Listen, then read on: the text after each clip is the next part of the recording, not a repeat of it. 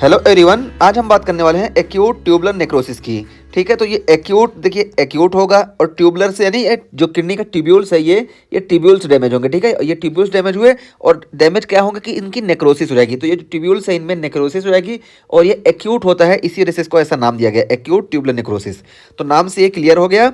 अब ये tubular necrosis क्यों इतनी कॉमन होती है, तो देखिए हम बताए थे जहाँ पे हम रीनल ब्लड सप्लाई की बात किए थे कि यहाँ से अगर रीनल आर्टरी आ रही है, फिर ये सिगमेंटल आर्टरी, फिर ये इंटरलोब्यूलर आर्टरी और फिर ये आर्क्योड आर्टरी और फिर ये इंटरलोबर आर्टरी, फिर उसके बाद यहाँ पे आती है डिफरेंट आर्ट्रियोल और ग्लोमेरुलर कैपिलरीज। तो बहरहाल हम यहाँ पे ये बता रहे हैं, देखिए कि ये वाला हिस्सा जो है ये मेडुला वाला, यहाँ पे ब्लड सप्लाई बहुत कम होती है। ठीक है, ये मेडुला में सप्लाई कम होती है और ज़्यादा ब्लड सप्लाई कॉर्टेक्स में होती है। ठीक है, तो कॉर्टेक्स में देखिए, आप देख लीजिए सारी सप्लाई कॉर्टेक्स में जा रही है और मेडुला में सप्लाई कम होती है। और कॉर्टेक्स में जाने का रीज़न क्या होता है कि फिल्ट्रेशन इसका मेन काम होता है और फिल्ट्रेशन सारा जितनी भी ग्लोमेरुलाई होती है हमारी, वो सारी कॉर्टेक्स में होती है। इस वजह से किडनी की पूरी ब्लड सप्लाई यानी मोस्टली ब्लड सप्लाई ये कॉर्टेक्स में होती है, मेडुला में कम होती है। और मेडुला में होते क्या, हमारे कौन सा स्ट्रक्चर होता है नेफ्रॉन का, तो ट्यूब्यूल्स प्रेजेंट होते हैं मेडुला में। तो ये ट्यूब्यूल्स जब मेडुला में होते हैं और यहाँ पे ब्लड सप्लाई बहुत कम होती है, तो जब इस्कीमिया होगी ना, यहाँ से ब्लड सप्लाई कम आएगी, तो जब ब्लड सप्लाई कम आएगी तो सबसे ज़्यादा इस्कीमिक डैमेज यहीं पे होने का चांस रहता है, यानी ट्यूब्यूल में ज़्यादा चांस रहता है। तो कोई भी इस्कीमिया हुई, हाइपोक्सिया हुआ, तो सबसे ज़्यादा डैमेज यहीं होता है। इस वजह से एक्यूट ट्यूबुलर नेक्रोसिस हमको बहुत कॉमनली देखने को मिलता है। तो इसमें ये डैमेज होता है और ये हम बात कर चुके हैं। अब देखिए हम बताते हैं यहाँ पे क्या बताया गया कि most common cause of intrinsic acute kidney injury in hospitalised patient. तो देखिए ये बताया गया कि हॉस्पिटलाइज्ड पेशेंट में इंट्रिंसिक एक्यूट किडनी इंजरी का मोस्ट कॉमन कॉज यही एक्यूट ट्यूबुलर नेक्रोसिस है। ठीक है, और एक्यूट ट्यूबुलर नेक्रोसिस इसका मोस्ट कॉमन कॉज क्यों है, क्योंकि हॉस्पिटल में जब हम पेशेंट को एडमिट करते हैं तो यहाँ पे देखिए कभी कभी क्या होता है कि सेप्सिस हो जाती है, इसी तरीके से हेमोरेजिक शॉक लग जाता है या मेजर सर्जरी वगैरह हुई और नेफ्रोटॉक्सिक ड्रग्स हॉस्पिटल में दे दिया गया। तो ये सारी कंडीशन की वजह से सबसे पहले इस्कीमिया इसी रीजन में जनरेट होती है और जब इस रीजन में जनरेट होगी तो ट्यूबुलर नेक्रोसिस हमको देखने को मिलेगी। ठीक है, तो इसी वजह से यहाँ पे बताया गया कि most common cause of intrinsic acute kidney injury in hospitalised patient. तो हॉस्पिटलाइज्ड पेशेंट में क्यों होता है, तो इसके हम वजह बता दिए कि नेफ्रोटॉक्सिक ड्रग्स होती हैं, हाइपोवोलेमिक शॉक लग जाता है सर्जरी की वजह से, या इसी तरीके से सेप्सिस वगैरह हो जाती है। ठीक है, तो इस वजह से यही जो है most common cause of intrinsic acute kidney injury है हॉस्पिटलाइज्ड पेशेंट में। और फिर बताया गया कि spontaneously resolve in many cases.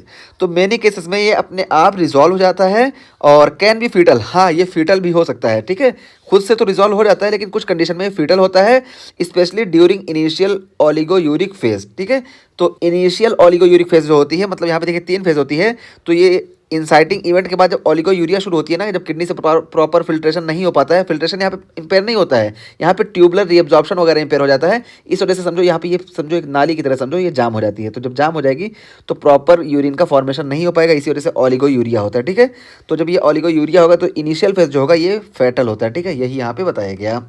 और फिर ये देखिए यहाँ बताया गया कि increase fractional excretion of sodium. ठीक है, तो सोडियम का फ्रैक्शनल एक्सक्रीशन जो होता है ये इंक्रीज हो जाता है। और इंक्रीज क्यों होता है, तो देखिए किडनी से यहाँ से देखिए ग्लोमेरुलस से यहाँ पे देखिए हम बता रहे हैं, यहाँ से देखिए सोडियम जितना फिल्टर होता है ना, मोस्टली सोडियम यहाँ से एब्जॉर्ब हो जाता है। 65% सोडियम हमारा पीसीटी से एब्जॉर्ब हो जाता है। फिर जो बचता है, फिर यहाँ पे देखिए ascending limb of loop of Henle से यहाँ से सोडियम एब्जॉर्ब होता है। फिर यहाँ पे देखिए यहाँ से भी सोडियम एब्जॉर्ब होता है और यहाँ से भी सोडियम एब्जॉर्ब होता है। लेकिन इसमें क्या हुआ कि एक्यूट ट्यूबुलर नेक्रोसिस कंडीशन में ये पूरा ट्यूब्यूल डैमेज हो गया, जिस वजह से ना ही यहाँ से सोडियम एब्जॉर्ब हो पाएगा, ना यहाँ से और ना ही यहाँ से और ना ही यहाँ से प्रॉपर नहीं एब्जॉर्ब हो पाएगा। इस वजह से यहाँ पे यही बताया गया कि increase fractional excretion of sodium. तो सोडियम जितना यहाँ पे पहले निकल रहा था ये अब नहीं, बल्कि उससे कहीं ज़्यादा यहाँ से ये एक्सक्रीट होने लगेगा यूरिन में, बल्कि एब्जॉर्ब नहीं होगा। एब्जॉर्ब क्यों नहीं होगा, क्योंकि यहाँ पे ट्यूब्यूल में प्रॉब्लम आ गई। तो ये चीज़ यहाँ पे बहुत बड़ी क्लिनिकल फाइंडिंग है एक्यूट ट्यूबुलर नेक्रोसिस की, increase fractional excretion of sodium हमको देखने को मिलेगा। और उसके बाद फिर देखिए क्या बताया गया कि की फाइंडिंग इसमें क्या होती है, तो ग्रेनुलर कास्ट हमको देखने को मिलता है। ठीक है, तो ग्रेनुलर कास्ट ये क्या होता है, तो देखिए ऑफन मडी ब्राउन इन अपीयरेंस। तो ये ग्रेनुलर कास्ट जो होता है, तो ये देखिए ये मडी ब्राउन अपीयरेंस होता है। ठीक है, देखिए देखिए, तो इसी को बोला जाता है ग्रेनुलर कास्ट। तो ग्रेनुलर कास्ट हमको देखने को मिलेगा एक्यूट ट्यूबुलर नेक्रोसिस कंडीशन में। और इसके 3 स्टेज होते हैं, तो 3 स्टेजेस इसमें होती हैं। और देखिए फर्स्ट स्टेज होती है इंसाइटिंग इवेंट, नाम से ही पता चल रहा है कि इसमें जो कॉज होगा, जैसे नेफ्रोटॉक्सिक ड्रग है या जो भी है, यहाँ पे समझो नेक्रोसिस शुरू हो रही है, ठीक है। ये इंसाइटिंग हो गया इवेंट। फिर मेंटेनेंस फेज, अब यहाँ पे यानी नेक्रोसिस हो गई, अब मेंटेनेंस फेज यानी नेक्रोसिस होगी, नेक्रोसिस के बाद जो इवेंट आया वो है हुआ। तो देखिए इसमें क्या होगा, ओलिगोयूरिया होगा। क्यों? क्योंकि ये जो ट्यूब्यूल है ये सारे ब्लॉक हो जाएंगे और यहाँ से कुछ एब्जॉर्ब नहीं होगा, ये समझो एक तरह से जाम हो जाएगा, जिसकी वजह से फिल्ट्रेशन नहीं हो पाएगा और नेफ्रॉन से यूरिन का फॉर्मेशन नहीं होगा। और जो यूरिन का फॉर्मेशन नहीं होगा तो ब्लैडर में भी नहीं जाएगा और ओलिगोयूरिया हमको देखने को मिलेगा। तो इसी को हम बोलते हैं मेंटेनेंस फेज। और ये लास्ट 1 to 3 वीक्स, ठीक है, 1 से 3 हफ्ते तक ये चलता है। और इसमें होता क्या है, तो देखिए रिस्क ऑफ हाइपरकैलेमिया। तो हाइपरकैलेमिया का रिस्क इसमें बहुत ज़्यादा होता है। और हाइपरकैलेमिया का रिस्क क्यों ज़्यादा होता है, तो देखिए हम यहाँ पे बताएं। देखिए यहाँ से जो है सोडियम एब्जॉर्ब होता है, ठीक है। सोडियम जब एब्जॉर्ब होता है तो यहाँ पे देखिए ये प्रिंसिपल सेल है, तो प्रिंसिपल सेल पे ये देखिए सोडियम पोटेशियम एटीपेज होते हैं, ठीक है। तो जब ये वर्क करते हैं, जब सोडियम यहाँ से एब्जॉर्ब होता है तो इसके जरिए सोडियम इधर चला जाता है और पोटेशियम आके यहाँ से एक्सक्रीट हो जाता है, ठीक है। लेकिन अब एक्यूट ट्यूबुलर नेक्रोसिस की कंडीशन में सोडियम यहाँ से नहीं जाएगा।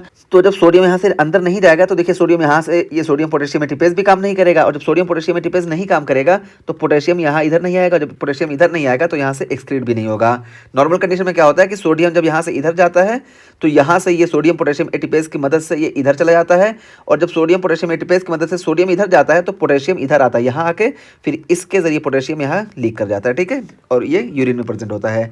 लेकिन इस कंडीशन में क्या होगा कि जब सोडियम एब्जॉर्ब नहीं होगा तो ये सोडियम पोटेशियम एटीपेज वर्क नहीं करेगा, जिसकी वजह से ये जो पोटेशियम यहाँ से एक्सक्रीट होना था ट्यूब्यूल्स में ये नहीं होगा। इस वजह से हमको हाइपरकैलेमिया देखने को मिलेगा, ठीक है। तो ये इतना सारा बताने का हमारा मेन मकसद ये था कि हाइपरकैलेमिया क्यों देखने को मिलेगा और इसका रिस्क क्यों होगा।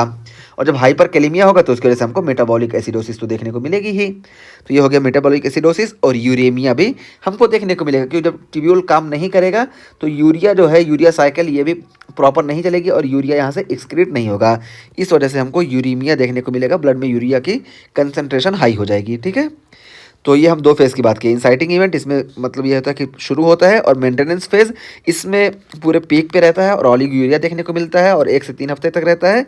ये चीज़ हो गई। और इसमें हाइपरकैलेमिया, मेटाबॉलिक एसिडोसिस और यूरेमिया देखने को मिलता है। और जो तीसरी फेज़ आती है इसको हम बोलते हैं रिकवरी फेज़, ठीक है। रिकवरी फेज़ में क्या, ये हम यहाँ पे बताएं कि ये देखिए ये स्पॉन्टेनियसली रिजॉल्व हो जाता है बहुत सारे केसेस में। तो ये रिकवरी फेज, तीसरी फेज में रिकवरी होती है। और इसमें क्या होगा, पॉलीयूरिक, तो इसमें बहुत ज़्यादा यूरिन का फॉर्मेशन होगा, क्योंकि सारा ब्लॉकेज जो होगा अब खत्म हो जाएगा। रिकवरी जब होने लगेगी अचानक तो बहुत ज़्यादा यूरिन बनने लगेगा, जैसे समझो ये पूरा ब्लॉक था और जब ये सही होने लगेगा, इसमें रिजॉल्विंग होने लगेगी अपने आप, तो समझो ये नाली जाम थी खुल गई तो बहुत तेज़ी से फ्लो होगा। तो यही है कि पॉलीयूरिया हमको देखने को मिलेगा। और पॉलीयूरिया के साथ साथ फिर देखिए क्या होगा, उसके बाद ब्लड यूरिया नाइट्रोजन और सीरम केरेटिनिन फॉल हो जाएंगे, ठीक है।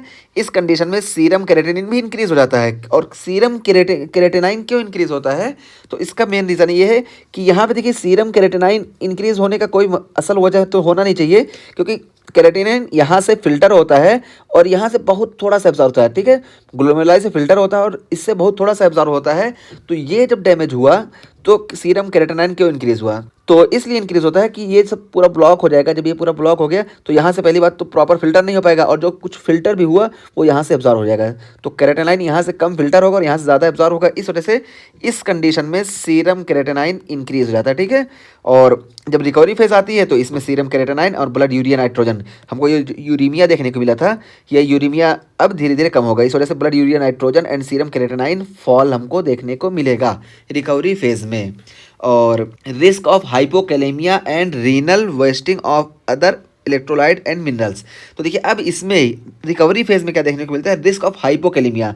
हाइपोकैलेमिया देखने को मिलेगा, क्यों हाइपोकैलेमिया इसलिए देखने को मिलेगा क्योंकि अभी तक देखिए यहाँ से सोडियम जो एब्जॉर्ब हो रहा था ना, ये नहीं हुआ। नॉर्मल कंडीशन में यहाँ से सोडियम एब्जॉर्ब होता है, लेकिन जब इसमें ये मेंटेनेंस फेज थी, मेंटेनेंस फेज में यहाँ से सोडियम एब्जॉर्ब होना बंद हो गया था।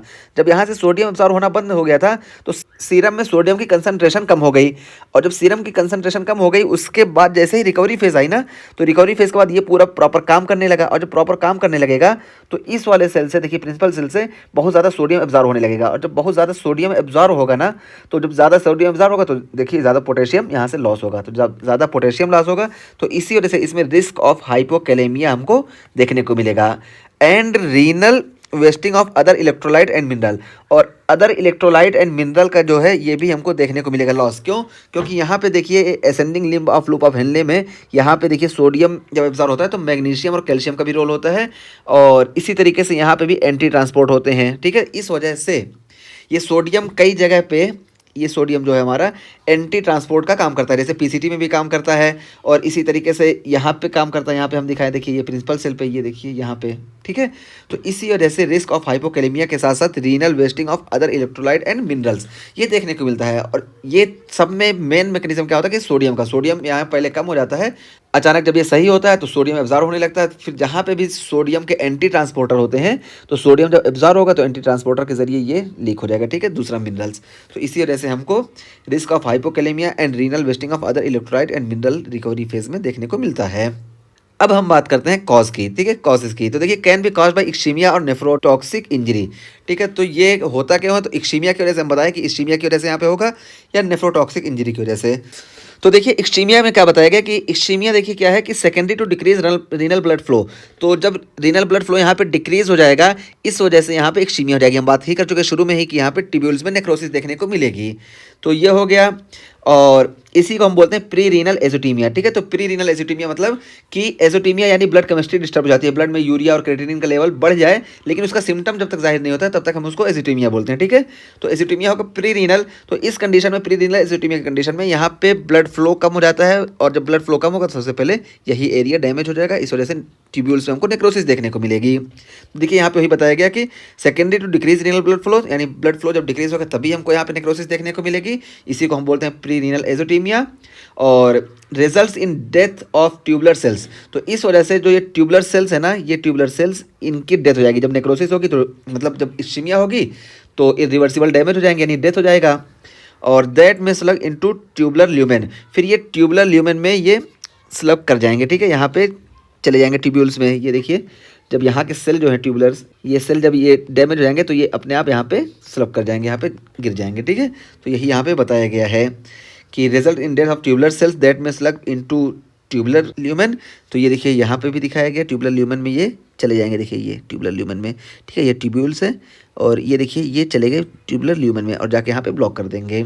और ये देखिए proximal tubule and thick ascending limb are highly susceptible to injury. तो इसमें यानी इस्कीमिया की कंडीशन में प्रॉक्सिमल ट्यूब्यूल्स और थिक असेंडिंग, ये वाला प्रॉक्सिमल ट्यूब्यूल और ये वाला ये हिस्सा इंजरी के लिए ज़्यादा वो होता है, वेनरेबल होता है। क्यों? क्योंकि ये देखिए ये वाला ज़्यादा मेडुला में होता है, मेडुला वाला हिस्सा ये होता है, ठीक है, इस वजह से। और उसके बाद फिर नेफ्रोटॉक्सिक की बात की गई। तो नेफ्रोटॉक्सिक में देखिए तो secondary to injury resulting from toxic substance, ठीक है। तो टॉक्सिक सब्सटेंस यानी जो ड्रग्स नेफ्रोटॉक्सिक होती हैं उसकी वजह से, ठीक है, तो उसी वजह से हमको नेफ्रोटॉक्सिसिटी देखने को मिलती है। और इसमें जैसे ड्रग्स हमारी अमाइनोग्लाइकोसाइड है, रेडियो कॉन्ट्रास्ट एजेंट है, लीड है, सिस्प्लास्टिन है, इथाइलिन ग्लाइकॉल है, uric acid in tumour lysis syndrome. तो ये सारी नेफ्रोटॉक्सिक चीज़ें हैं और ये ट्यूब्यूल्स को डैमेज कर देती हैं, ठीक है। तो ये ट्यूब्यूल्स को डैमेज की। और इसमें देखिए और क्या है, मायोग्लोबिनुरिया। तो मायोग्लोबिनुरिया क्यों? तो इसमें जो है आयरन प्रेजेंट होता है और ये आयरन आके हमारे ट्यूब्यूल्स को, पीसीटी वगैरह को डैमेज कर देता है। इसी तरीके से सेम चीज़ हमारे हीमोग्लोबिनुरिया की कंडीशन में भी देखने को मिलता है कि इसमें भी आयरन प्रेजेंट होता है जो आके इसको डैमेज करता है, ठीक है। और मायोग्लोबिनुरिया को हम रैप्टोमायोलाइसिस भी बोलते हैं। जब स्केलेटल मसल्स का ब्रेकडाउन होता है तो उसमें बहुत सारी मायोग्लोबिन जो होती है हमारी रिलीज होती हैं, जो आके किडनी से यहाँ फिल्टर होके इसको डैमेज करने लगती हैं। इस वजह से हमको नेफ्रोटॉक्सिसिटी देखने को मिलती है जो कि एक्यूट ट्यूबुलर नेक्रोसिस कॉज करती हैं।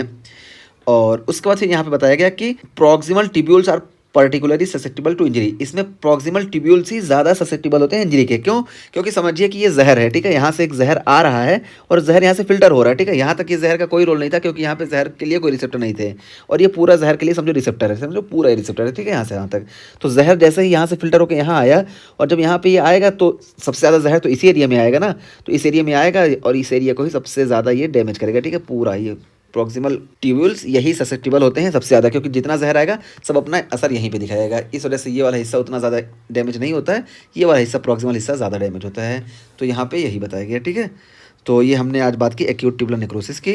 इसमें हमने ये बताया कि दो तरह से ये होते हैं, एक इस्कीमिया की वजह से होता है, तो इस्कीमिया की वजह से पीसीटी यानी प्रॉक्सिमल ट्यूब्यूल और ये असेंडिंग ये वाला हिस्सा जो यहाँ बीच में मेडुला में पाया जाता है ये वाला ज़्यादा डैमेज के रिस्क पे रहता है। और अगर ये नेफ्रोटॉक्सिसिटी की वजह से हो रहा है तो जो जहर यहाँ से आ रहा है तो ये खाली पीसीटी को यानी प्रॉक्सिमल ट्यूब्यूल को ही ज़्यादा डैमेज करेगा। तो इस वजह से सबसे ज़्यादा इसमें प्रॉक्सिमल ट्यूब्यूल्स ही ससेप्टिबल होती हैं, ठीक है। और इसके 3 फेज़ की हम बात करें, पहले फेज़ में होता है कि ये शुरू होता है और दूसरा फेज़ जो होता है ये मेंटेनेंस फेज़ होता है। और मेंटेनेंस फेज़ में यानी ये पीक पे रहता है, तो पीक पे रहता है, इसका पूरा फंक्शन खत्म हो जाएगा। तो जब फंक्शन खत्म हो जाएगा तो सोडियम का एब्जॉर्प्शन नहीं हो पाएगा और पोटेशियम का सिक्रीशन नहीं हो पाएगा इसमें, और क्रेटिनिन भी यहाँ पे नहीं फ़िल्टर हो पाएगा, इस वजह से सीरम क्रेटिनिन इंक्रीज़ हो जाएगा और बाकी सारी चीज़ें इंक्रीज़ हो जाएँगी। तो इस सारी कंडीशन में हमको क्या देखने को मिलेगा कि पोटेशियम हमको इंक्रीज़ देखने को मिलेगा बॉडी में, और सोडियम की बात करें तो सोडियम डिक्रीज़ देखने को मिलेगा, ठीक है, और क्रेटिनिन भी इंक्रीज़ देखने को मिलेगा इस कंडीशन में। लेकिन जैसे ही रिकवरी फेज़ आती है तो ये अपना सही होने लगता है धीरे-धीरे, और ये सोडियम बहुत तेज़ी से एब्ज़ॉर्ब होता है, जिसकी वजह से हमको हाइपोकैलेमिया देखने को मिलता है। ये बहुत तेज़ी से सिक्रीट होने लगेगा, और जब ये हाइपोकैलेमिया देखने को मिलेगा और ये सोडियम एब्ज़ॉर्ब होगा, इसी फेज़ में बहुत सारे मिनरल भी लॉस हो जाते हैं। तो यही यहाँ पे बताया गया कि risk of hypokalemia, renal wasting of other electrolyte and minerals, ये इसी वजह से होते हैं कि यहाँ पे सोडियम का मेन रोल होता है। तो ये हमारा हो गया। और इसकी हम की फाइंडिंग की बात करें तो इसमें हमको ग्रैनुलर कास्ट देखने को मिलता है, जिसको हम मडी ब्राउन अपीयरेंस बोलते हैं, ठीक है। तो